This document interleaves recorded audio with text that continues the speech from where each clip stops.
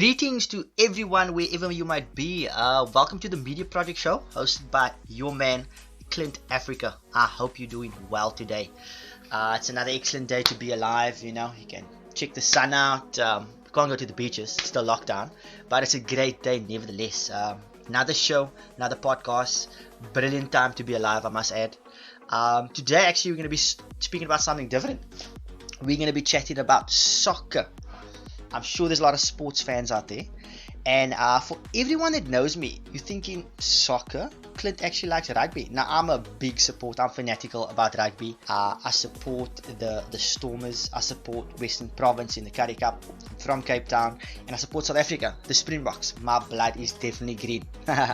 So some people might think, why are you talking about soccer? Let me actually bring you back to why I'm going to talk about soccer. Funny story. So last year, as you know, the pandemic started. It's still the pandemic now. We're still on lockdown. But last year, March, lockdown started. And I was like, okay, I'm going to be at home for most of my time. What am I going to do? And the last time I actually watched a soccer match was maybe in 2008, 2009. So I've been out of soccer for about a decade. It's a pretty long time. And the nice thing about the lockdown now, I reconnected with a lot of friends. And we were actually video calling. So social distancing, don't worry. We're video calling, and one of my friends was telling me about the players like Timo Werner and Kai Havertz and Ben Chilwell and Weston McKennie, and I was like, who's these players? Thomas Partey, and I didn't even know these players. Mason Greenwood, Eden Wan-Bissaka, Sadio Mane, all these players I'm not familiar with, and so what I actually did is I actually YouTube these players, and I was like thinking, okay, that looks pretty interesting. Let's give soccer a try. So over the last, let's say 8 to 9 months, I've been watching soccer, and I haven't just been watching the English Premier League. I've been watching the German Bundesliga. I've been watching a few games in Serie A, which is, so the German Bundesliga is, obviously it's German. The Serie A is Italian, so it's the Italian league. And then I've been watching a bit of La Liga, which is the Spanish league. So we're going to go through the leagues, just generally talk about, what's going on and so forth. I hope you're going to enjoy the content and what I have to say. Just to mention, the show is sponsored by Ulip, which is an online business that aims to provide everyone with a platform to showcase themselves and their business. Find local businesses, stores on the platform, and have your goods delivered to your doorstep. You can find their contact in the info in the description below. Ulip, we dare you. So let's talk about a bit of soccer. So I'm actually going to start with the German league. I don't know if you guys actually watch the German league, or if you're just purely watching the English Premier League. I'm sure most people watch the English Premier League, but let's talk about the German league. If you talk about the German Bundesliga, you think of Bayern Munich. They're obviously the biggest team in Germany, and then I don't know if you know of Borussia Dortmund and maybe Bayer Leverkusen. Now I was very familiar with those teams, but if you've been watching the Bundesliga of late, even though Bayern Munich is on top of the table, they're not having it easy. I mean, the last couple of games they've been losing, and if you've been watching last season, just before the season ended, they won the Champions League. They literally won 5 trophies in 1 year. So they won the Bundesliga, the Champions League, and they were unstoppable, and they started the year just as they ended. But then recently they kind of been losing a couple of games. As far as I can see, I think they will be a good team. I think they will still win the league, but there's teams like RB Leipzig, which is sponsored by Red Bull. It's a Red Bull kind of team. They got a very good coach. He's young, he's 33, but he knows what he's doing with the game. He changes his tactics and so forth, so look out for them. But the team what I want to actually talk about is Borussia Dortmund, because with Bayern Munich, if you're a top German player, they will buy you. So if you are playing in a different league, if you are that good, they will eventually bring you back home. And most German players want to be back home, and they want to play for Bayern Munich. But if you talk about Borussia Dortmund, I mean, this is a team of so much talent. They've got the youngest team. They got players like Erling Haaland, which is 20 years old, the striker, and he's Norwegian. He's from Norway. He's absolutely phenomenally strong. His first touch is good, and he can finish. I mean, he's a player to look at. He's only 20. I think about a week or so ago, he's been 1 season by Dortmund, but all the big clubs are out for him, whether it's Real Madrid or Barcelona. But look, because it's the whole COVID situation, funds are quite tight at these big clubs. So I don't think any of these players will be going to the big clubs. Well, not right now. Not for the next 6 months. When the new league start, maybe a season from now, I'm not sure. Players like Reina, he's actually American, and he's 18 years old. He's really good. He plays in the midfield, so you will feed Haaland. He gives you the assists, so he's the creator there. They got a youngster, Bellingham. He's an Englishman. I think he's 18 years old. They got also Jadon Sancho, and Jadon Sancho is about 20 years old. He's English. He was scoring so much goals and assists last season. This season, though, he hasn't been playing really well. If you've been following the transfer market last season, Man United wanted him, but Borussia Dortmund wanted like 108 million euro. I mean, some of the transfer fees or the wages that these top players get is crazy. And I'm jumping to a different league, La Liga, but let's just quickly talk about Lionel Messi. Everyone knows who's Lionel Messi. It's like if I say Cristiano Ronaldo, you know what I'm talking about. Now, just listen here. His salary per week is 500,000 euro. Let that sink in. 500,000 euro a week. Imagine if you convert 500,000 euro into South African rands. I'll be a multi-millionaire. I could start a couple of businesses. I could live a life of lavish. But we're not here to discuss the transfers and how much they earn, but just to give you some insight on these top players. So yeah, Borussia Dortmund is definitely a team to look out for. Jadon Sancho didn't quite make it, or United didn't quite buy him. And I think that's taken a toll on him because he wants to go back to England, he wants to go to a top team.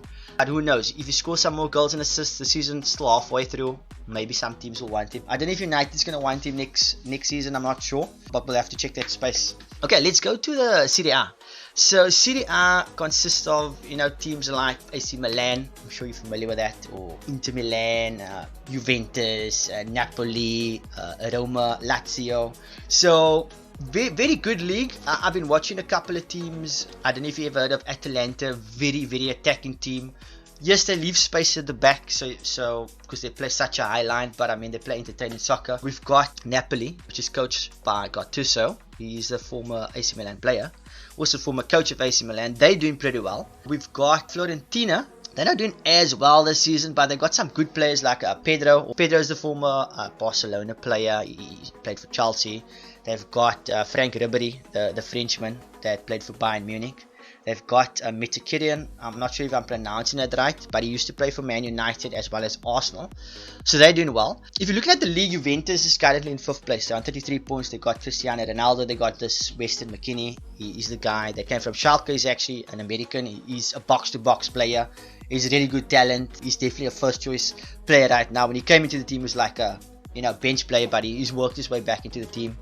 So they got a couple of good players, Morata and so forth, but they haven't really got their strides this season. Ronaldo's still scoring goals. I mean, Ronaldo's, he's coming of age, he's 35, but he's still scoring goals. He's not dominating games like he used to because he's a bit older.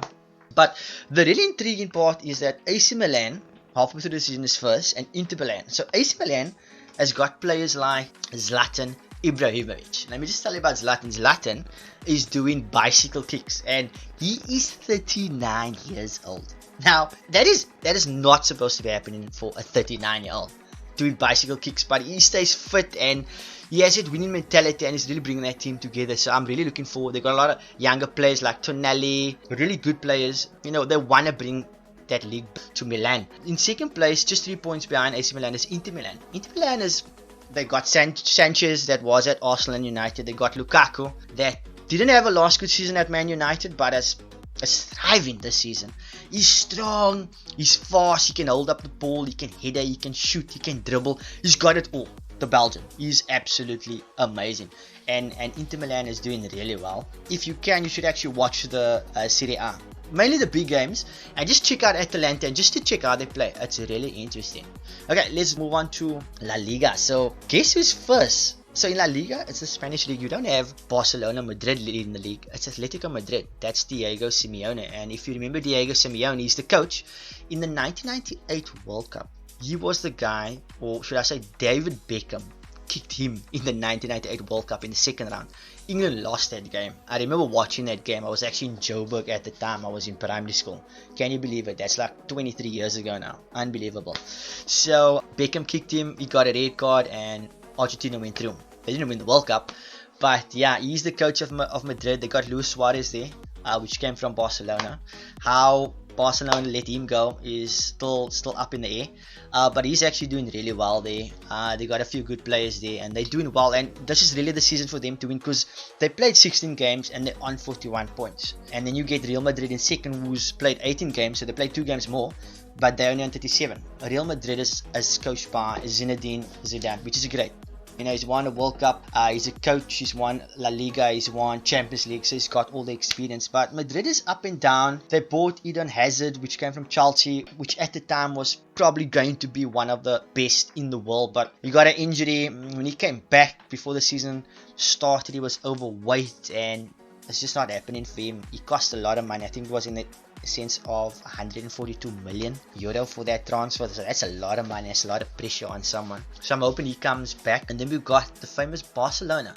That's Lionel Messi. So I don't know if you were checking the transfer news at the start of the year. It was pretty interesting. So Lionel Messi actually wanted to leave Barcelona. I mean, he's been there from, I think it was like 13 years old. That's basically his home. That's his life. I mean, his children grew up there. They live there. They go to school. And he wanted to go. The club didn't want to leave him. The president at the time, who's not the president of Barcelona now, he seems in a better space. What happened is last week though, he got his first red card for Barcelona. So I don't know if this is the start of the end. There's not many teams that can afford him. Maybe Manchester City, maybe PSG. But with PSG, PSG is from France. They've got Mbappe and Neymar on the highest wages. So they'll have to release a player because of FIFA fair play. We'll see. So I mean, 500,000 euros per week. I think only City or PSG can afford him. They got players like Griezmann, Dembele. They got good players. They got a good team. Ronald Koeman is the coach. He's from the Netherlands. He's Dutch. He played for them before. But we'll see how the season goes with Barcelona. Yeah, but for Athletic Madrid, let's see what they can do. Let's hope they can actually keep this momentum. But it's still early. It's halfway through the season. You know, we're just talking about the leagues.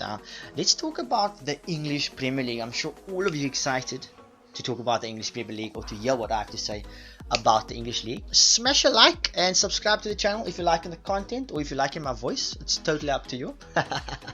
So look, let's get back to the English Premier League. Got, you know, teams like Man United, Manchester City, Liverpool, Tottenham, Everton, Chelsea, Arsenal. You know, the list goes on. You know the teams. At this moment, halfway through the league, Manchester United played 19 games. Is on 40 points.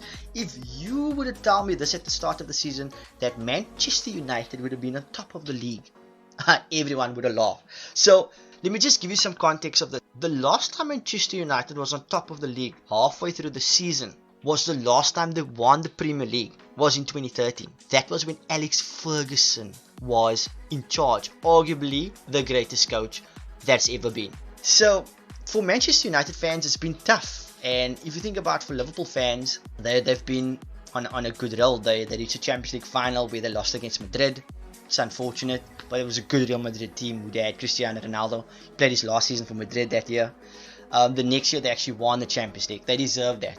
I mean, the way they came back when they lost, I think it was 3-0 in Barcelona in the semi-final of the Champions League, and then they won 4-0 at home. It was amazing. That was phenomenal. I always watch that type of highlights, you know, the spirit and how a team can actually overcome odds. It's just an amazing story. The following year, which was last season, they finally won the Premier League after 30 years. So let that sink in for you Liverpool fans. I mean, it was such a long wait. You guys were unstoppable last year. I mean, you won it by a canter. Seriously. You and Manchester City over the last 4 seasons has been the best team. This year it's a bit different with COVID and the pandemic, because there's no fans in the stadium. So it's a total different atmosphere. You can actually hear the actual players on the field, the coaches shouting, so you can hear everything. It's astonishing. And the league is so congested because we've got City in second, Leicester, Liverpool in fourth. Let's say from first, which is Manchester United on 40 points, to 10, Arsenal, which is on 27 points. That's 13 points, which 13 points is quite a distance, but the league, the teams are cramped. Think about the smaller teams has been winning the bigger teams. Liverpool has been dropping points, but the reason for that is that they have a lot of injuries. Virgil van Dijk is a big injury. He's probably the best centre back in the world. He won World Player of the Year last season, so he's definitely a loss. Diego Jota, Gomez at the back. You can say they have a squad, but when you lose quality players, it changes the team dynamics. Imagine Lionel Messi is not in the team for a period of 10 games. Barcelona is not going to play the same. If Cristiano Ronaldo is not in the team, it's going to change the dynamics of how you play the game. Very interesting. And at this moment, Manchester United is finding some consistency, and I'm really happy about that. But whether you like it or not, Oli has got the team close. They seem to be mentally strong, because this time last season they were losing games or they were drawing games. Now they are fighting to win the game. They are scoring from being behind. Another fun fact, Manchester United has not lost away from home in a calendar year. So they're doing well, and it's halfway through the season. Let's see if they can keep up this consistency, because there's teams like City, Leicester, Liverpool, they're still there. Tottenham, Jose Mourinho, they're all still there. Very interesting times. Very, very interesting times. Off the topic again, just talking about ULEAP. Just want to mention, I don't know if you've seen Caitlin's interview with Anita from Nini Tates. Well, if you haven't, go check out the ULEAP YouTube channel. Caitlin will be coming out with a new ULEAP video very shortly, so watch this space. So guys, what do you think about generally the leagues that I've spoken about? The English League, the Bundesliga, the Serie A, La Liga. I would like to see in the comments what you guys have to say. Are you watching more soccer since lockdown has happened? Are you following more teams? Are you watching more games? Or are you only watching your team that you support? I would seriously like to know. We'll definitely be picking up soccer again with a future podcast. I hope you enjoyed the content. Smash a like again, subscribe if you like, and we'll chat again. Keep well and keep safe.